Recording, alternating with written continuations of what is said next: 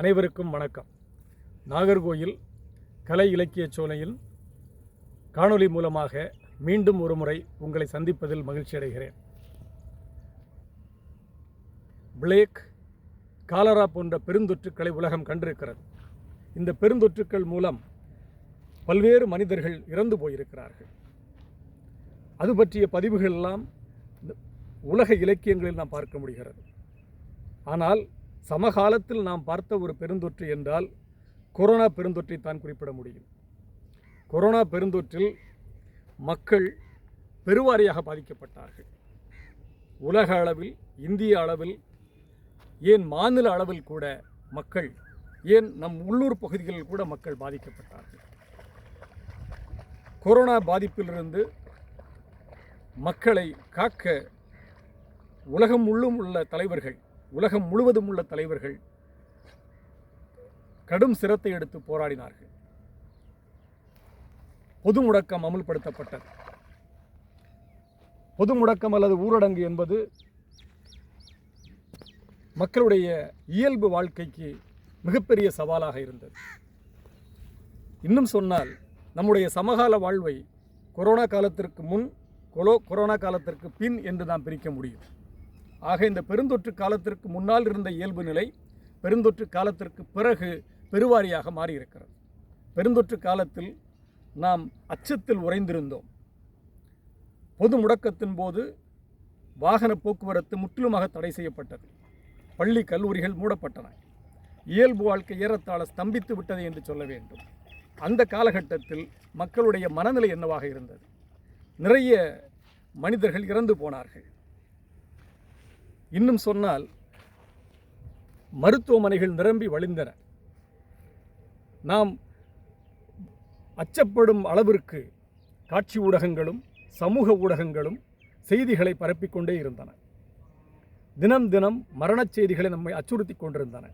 இதிலிருந்து நாம் எப்படி தப்பிப்பது என்று எண்ணம்தான் நம் ஒவ்வொருவருக்கும் ஏற்பட்டது. ஆக பெருந்தொற்று காலம் என்பது உளவியல் ரீதியாக நம்மை மிகவும் பாதித்தது. இந்த உளவியல் ரீதியான பாதிப்பை படைப்பாளிகள் எப்படி அணுகியிருக்கிறார்கள் என்பதை நாம் அவருடைய படைப்புகளை வாசிப்புக்கு உட்படுத்துகிற பொழுது கண்டுகொள்ள முடிகிறது. குறிப்பாக சொல்ல வேண்டும் என்று சொன்னால், உலக அளவில் பல படைப்பாளிகள் பெருந்தொற்று கால படைப்புகளை எழுதியிருக்கிறார்கள். பெருந்தொற்று கால படைப்புகளில் குறிப்பாக கொரோனா கால படைப்புகளை பற்றி பார்க்கிற பொழுது அண்மையில் இந்த பெருந்தொற்று கால படைப்பை அல்லது பெருந்தொற்று கால வாழ்வை எப்படி நாம் அணுகுவது என்பதை படைப்புகள் மூலம் நாம் அறிந்து கொள்ள முடிகிறது. குறிப்பாக சொல்ல வேண்டும் என்று சொன்னால், 1918ஆம் ஆண்டு ஏற்பட்ட ஸ்பானிஷ் ஃப்ளூ என்று சொல்லக்கூடிய பெருந்தொற்றை பற்றி டுலைட் இன் டெல்லி என்று சொல்லக்கூடிய ஒரு நாவலில் ஒரு பதிவு வருகிறது. அந்த பதிவை நான் உங்களுக்கு வாசித்து காட்டுகிறேன். ஒரு நாளில் 1 மணி நேரம் கூட மரணம் அறிவிக்கப்படாத நாளே இல்லை. மயானங்கள் இறந்தவர்களின் உடல்களால் நிரம்பி வழிந்தன. ஒரு மனிதனை புதைக்க 3 அடி இடம் கிடைப்பது கூட சிரமமாக இருந்தது. அகமது அலி என்று சொல்லக்கூடிய இந்த நாவலை எழுதிய ஆசிரியர் குறிப்பிடக்கூடிய காட்சிகள் கொரோனா காலகட்ட காட்சிகளை ஒத்திருப்பதை நாம் பார்க்க முடிகிறது. கொரோனா காலகட்டத்தில் தனிமைப்படுத்தப்பட்டவர்கள், நோயினால் தனிமைப்படுத்தப்பட்டவர்கள், சமூக இடைவெளியை பின்பற்றும்படி ஏற்பட்ட நிர்பந்தம், இவையெல்லாம் நமக்கு புதிது. இன்னும் சொன்னால் பொது முடக்கம் நமக்கு புதிது, முகக்கவசம் நமக்கு புதிது. இப்படி புதிதாக நமக்கு விஷயங்கள் வர வர உளவியல் ரீதியான பாதிப்புகள் நமக்கு ஏற்பட்டன. இது நமக்கு மட்டுமல்ல, உலகமெங்கிலும் ஏற்பட்ட ஒரு வகையான பேரச்சம் பெருந்தொற்று காலத்தில் இருந்ததை பார்க்கிறோம். இது தனிமனித சுதந்திரத்தின் மீதான அல்லது தனிமனித உறவுகளின் மீதான ஒரு நெருக்கடியையும் உருவாக்கியது.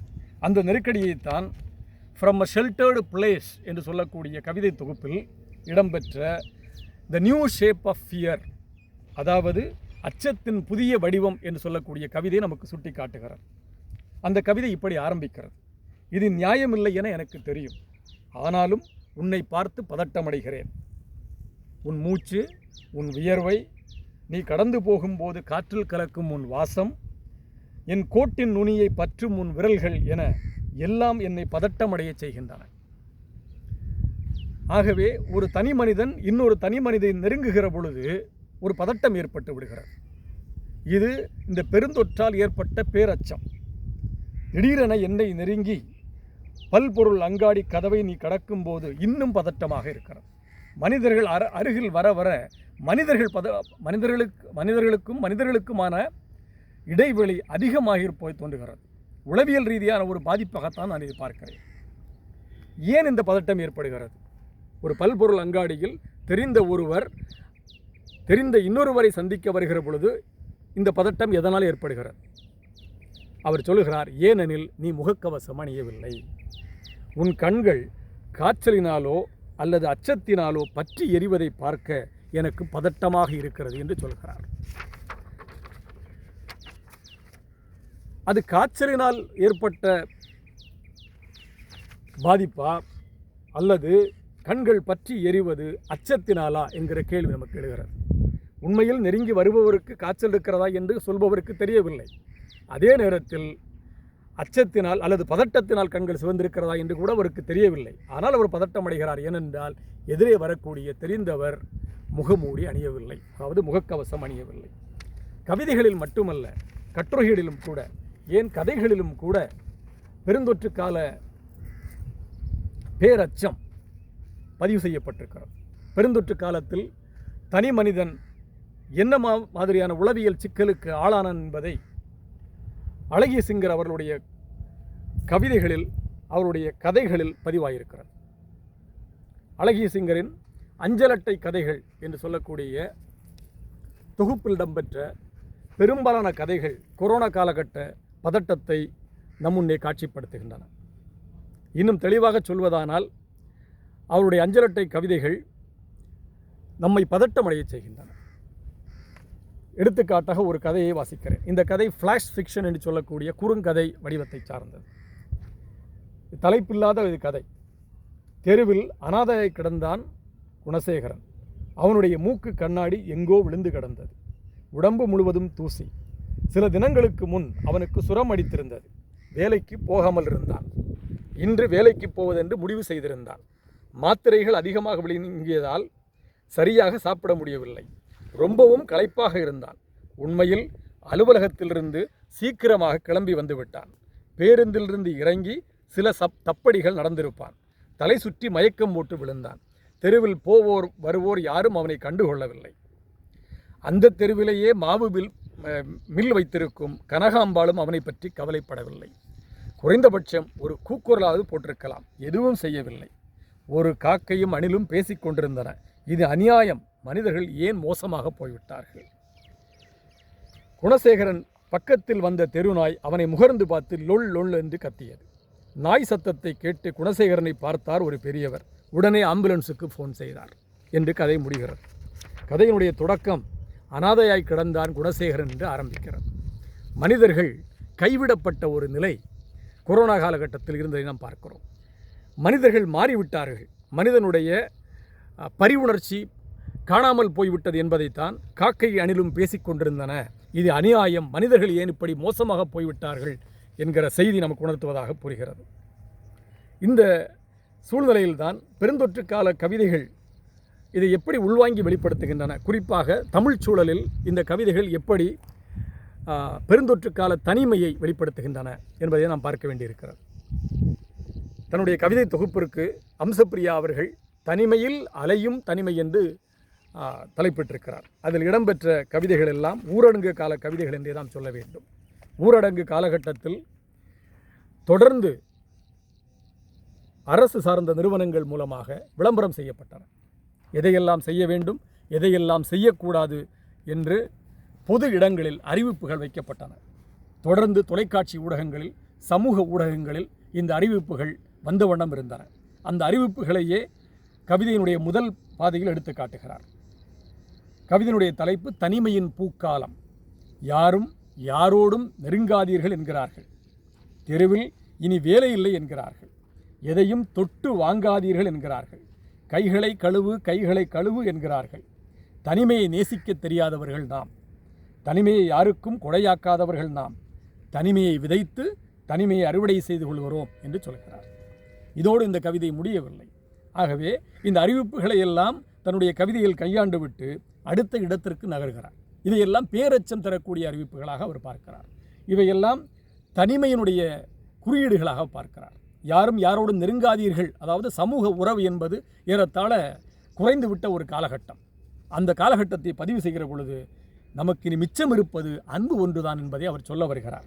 ஆகவே அவர் இந்த இடத்திலிருந்து, அதாவது கைகளை கழுவு என்கிறார்கள், தனிமையை யாருக்கும் கொடையாக்காதவர்கள் நாம் என்று சொல்கிறார்கள், தனிமை விதைத்து தனிமையை அறுவடை செய்து கொள்கிறோம் என்று சொல்கிறார்கள். இந்த இடத்திலிருந்து ஒரு நேர்மறை சிந்தனைக்கு அவர் மாறுகிறார்.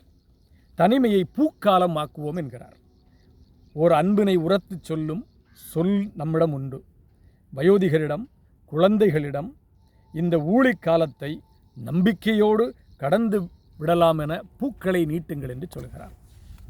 ஆகவே ஒரு வகையில் பார்த்தால் தனிமையை சொல்ல வந்த கவிதை முடிகிற பொழுது அந்த தனிமையை கடப்பதற்கான அன்பின் சொல்லொன்றை உரத்து சொல்ல வேண்டும் என்று முடிவதை நாம் பார்க்கிறோம். இந்த இடத்திலிருந்து இன்னொரு இடத்திற்கு நாம் மாறுவதாக கிறிஸ்டி சுபத்ரா அவர்களுடைய சொல் அறம் என்று தொகுப்பில் இடம்பெற்ற ஆழம் பேசும் மௌனம் என்ற கவிதையை நான் பார்க்கிறேன். இந்த கவிதை கொரோனாவுக்கு ஆட்பட்டவர்களுக்கு ஏற்படக்கூடிய வலிவை பதிவு செய்கிறது. எலும்பின் உள்வரை பாயும் வலிக்கு ஆட்பட்ட உடல்களை தாங்கி தோய்ந்த நினைவுகளுக்கும் மனித மாண்பை உறுத்தும் 1000 துயர்களுக்கும் அன்னையின் மென்தொடுதலாய் ஒரு வார்த்தை எனக்குள் பிறக்க வைப்பாய் என்று கேட்கிறார். இங்கேயும் அந்த கவிஞர் அன்பைத்தான் வேண்டி நிற்கிறார். இந்த தனிமை விளைவிக்கக்கூடிய பேரச்சத்தை, நோய் விளைவிக்கக்கூடிய பேரச்சத்தை கடக்குவதற்கு நமக்கு என்ன தேவைப்படுகிறது என்று சொன்னால் 1000 துயர்களை கடக்கக்கூடிய அன்னையின் மென் தொடுதலாய் ஒரு வார்த்தை பிறக்க வேண்டும் என்று சொல்கிறார். அம்சப்பிரியாருடைய கவிதையிலிருந்து நாம் கிறிஸ்டி சுபத்ராவுடைய கவிதைக்கு வருகிற பொழுது இவர் இனிமேல் நாம் பரம்பொருளை நம்ப வேண்டும் என்று சொல்கிறார். அவர் இறை நம்பிக்கையோடு அதனுடைய கவிதையை முடிக்கிறார். அடர் இருளினை கிழித்து செல்லும் ஒளி அம்பன அந்த அன்பின் ஒரு வார்த்தை உள்ளங்களை தொட்டு சரி செய்யும் என்று சொல்கிறார். வார்த்தையும் அதனினும் ஆழம் பேசும் மௌனமும் அதனினும் ஊடுருவி அமைதி தரும் நின் அன்பையும் கொண்டு செல்லும் தடுப்பணையாய் என்னை தகவமைப்பாய், பேரன்பே பிறவி பயனே போற்றி போற்றி என்று கவிதையை முடிக்கிறார். இப்படி கவிதையை முடிக்கிற பொழுது பக்தி கால கவிதைகளுடைய தொனி நமக்கு தென்படுகிறது. ஆகவே ஒரு வகையில் பார்த்தால் இப்படிப்பட்ட கவிதைகளினுடைய நிலைப்பாடு பற்றி நமக்கு கேள்விகள் இருக்கலாம். ஆனால் இந்த கவிதை சொல்லக்கூடிய விஷயங்களை அவ்வளவு எளிதாக நாம் கடந்துவிட முடியாது. அதாவது பாயும் வலிக்கு, நம்மை ஊடுருவி செல்லக்கூடிய வலிக்கு அன்பின் ஒரு வார்த்தை மட்டுமே நம்மை மீண்டும் பிறக்கச் செய்யும் என்கிற செய்தியை நமக்கு தருகிறார். இதற்கு அடுத்தாற் போல கொரோனா காலகட்டமெல்லாம் முடிந்த பிறகு நான் இதுவரைக்கும் பேசிய கவிதைகள் ஊரடங்கு காலகட்டத்தில் எழுதப்பட்ட கவிதைகள். ஊரடங்கு காலம் கழிந்த பின்னால் இந்த தனிமை என்ன மாதிரியான வடிவத்தை எடுத்திருக்கிறது என்பதை பார்க்கிற பொழுது பூபாலன் அவர்கள் எழுதிய ஹோ என்றொரு கவிதை என்று சொல்லக்கூடிய தொகுப்பில் இடம்பெற்ற தனக்குத்தானே என்று சொல்லக்கூடிய ஒரு கவிதையை நான் பார்க்கிறேன். இது ஒரு அழகான ஒரு காட்சிப்படுத்தப்பட்ட ஒரு கவிதையாக நான் பார்க்கிறேன். சுவர் மீது எரிந்து திரும்ப திரும்ப வரும் பந்தை மட்டையால் அடித்து தனக்குத்தானே விளையாடி கொண்டிருக்கிறான் சிறுவன். சுவர் தாண்டி பறக்கும் பந்தை 6 என குதூகலிக்கிறான். அவன் கிரிக்கெட் விளையாடி கொண்டிருக்கிறான். சுவர் தாண்டி பறக்கும் பந்தை 6 என்று குதூகலிக்கிறான். ஒருபோதும் ஆட்டமிழக்காத மட்டை பந்தாளன், சோர்ந்து விழாத பந்து வீச்சாளன், உற்சாகம் குன்றாத பார்வையாளன். ஆகவே மட்டை பந்தாளனாகவும் பந்து வீச்சாளராகவும் பார்வையாளராகவும் யாவும் அவனாகவே இருக்கிறான். இது ஒரு தனிமை. குறிப்பாக மைதானத்தில் ஆட வேண்டிய விளையாட்டை ஒரு சிறுவன் தானாகவே ஆடிக்கொண்டிருக்கிறான், தனக்குத்தானே குதூகலித்துக் கொள்கிறான். இது ஒரு வகையான தனிமை. அந்த தனிமையை பார்க்க நேருகிற கவிஞர் என்ன செய்கிறான் என்று சொன்னால், முகநூல் சுவரில் அவனை ஒரு கவிதையாய் வரைந்து எனக்கு நானே இதயம் விட்டுக் கொள்கிறேன். அந்த தனிமை இப்பொழுது கவிஞருக்கு கடத்தப்படுவதாக தோன்றுகிறது. ஏனென்று சொன்னால் இவர் முகநூல் பக்கத்தில் என்ன செய்கிறார், தனக்குத்தானே இதயம் விட்டுக் கொள்கிறார். ஆகவே கொரோனா காலகட்ட தனிமை என்பது நாம் கடக்க முடியாத ஒரு தனிமையாக இருக்கிறது. இந்த தனிமை எப்படி கடப்பது என்கிற கேள்வி நமக்கு எழுகிறது. இந்த பேரச்சங்களிலிருந்து நாம் முழுமையாக மீண்டு விட்டோமா என்று சொன்னால் ஏறத்தாழ 90 விழுக்காடுக்கு மேல் மீண்டு விட்டோம். ஆனால் அதனுடைய பாதிப்புகளிலிருந்து நாம் முழுமையாக விடைபெறவில்லை. ஆகவே ஒரு வகையான தனிமை, கொரோனா காலகட்டத்திற்கு முன்னால் இருக்க தனிமையை பற்றி பேசுகிற பொழுது நமக்கு நகுலன் நினைவுக்கு வரலாம். நகுலன் காட்சிப்படுத்தக்கூடிய அல்லது நகுலன் பேசக்கூடிய தனிமை அல்ல கொரோனா காலகட்ட தனிமை. ஆகவே கொரோனா காலகட்ட தனிமை என்பது நாம் கடக்க முடியாத நம்முடைய நிழல் போன்றது. அந்த தனிமை நம்முள் உறைந்து விட்டது. அந்த தனிமையை கடப்பதற்காக, நம்பிக்கையை ஊட்டுவதற்காக நமக்கு என்ன தேவைப்படுகிறது என்று சொன்னால், எல்லா படைப்பாளிகளும் ஒரே ஒரு இடத்தில் கவனம் செலுத்துகிறார்கள். நமக்கு அன்பின் வார்த்தைகள் வேண்டும். அந்த அன்பின் வார்த்தைகளை தேடி நாம் கண்டடைய வேண்டும்.